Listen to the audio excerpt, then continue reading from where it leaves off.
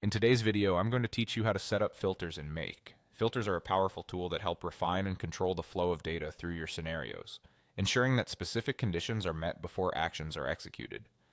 Whether you're automating workflows or managing complex processes, understanding how to use filters effectively can save you time and improve efficiency. So let's dive right in and learn how to set up filters in Make. First things first, you'll need to log into your Make account and navigate to the Make dashboard. Once you've logged in, you should find yourself on the main dashboard, which is your base of operations for managing scenarios, checking performance, and making adjustments as necessary. This is where everything begins. Next, direct your attention to the left-hand side of the dashboard, where you'll see the Scenarios tab. Click on it to open up a list of all the scenarios you've created or are currently involved with.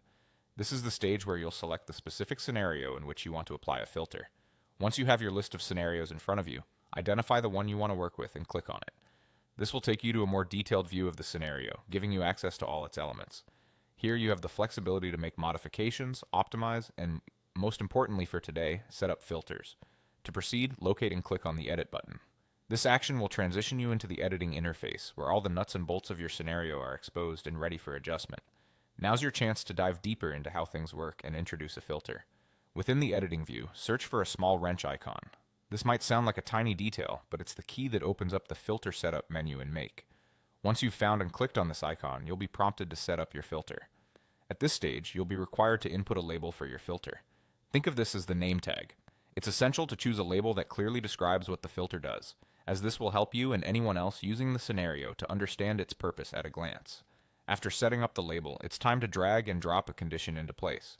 This is where you specify the criteria that must be met for the filter to permit data to pass through. Be as precise as needed. Remember, the filter will only allow data to pass that meets these conditions. Additionally, you'll have the option to choose operators that further define the conditions you've set up. This might involve selecting comparative operators like equals, greater than, or less than, which will refine the logic of your filter and dictate how data is evaluated.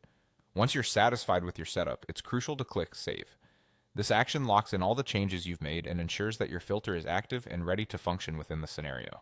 With that, you're done and your filter is set up in Make, ready to streamline your workflow and ensure data flows exactly how you want it to.